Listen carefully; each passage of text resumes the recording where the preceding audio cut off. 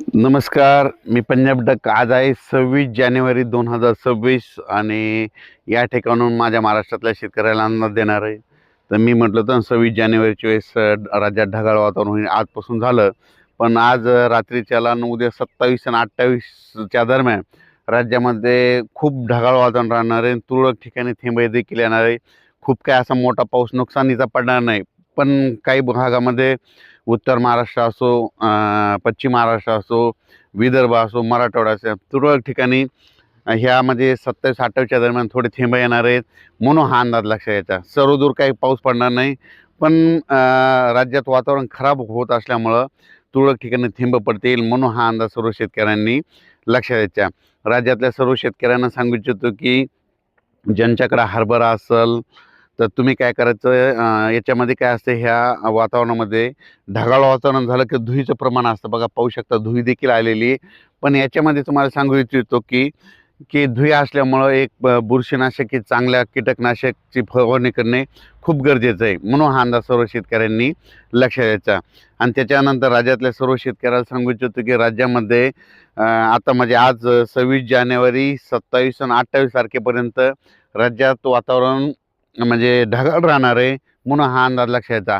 हे ढगाळ वातावरण वेलवर्गीयासाठी चांगलं, हरभऱ्याला फुलं लागण्यासाठी चांगलं, पण काही पिकासाठी नुकसानकारक असतं, कारण की याच्यामध्ये ह्या वातावरणामध्ये धुळी-धुकं असतं, म्हणून हे अंदाज सर्व शेतकऱ्यांनी लक्षात द्यायचा.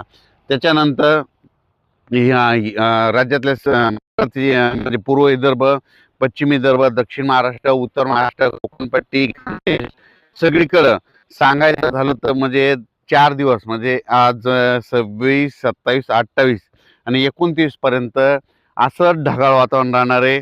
आणि तुरळक भागात देखील तुरळक ठिकाणी पाऊस पडणार आहे. मध्य प्रदेशकडे जास्त पडणार आहे, पण फक्त महाराष्ट्रात त्याचा थोडा असर होईल.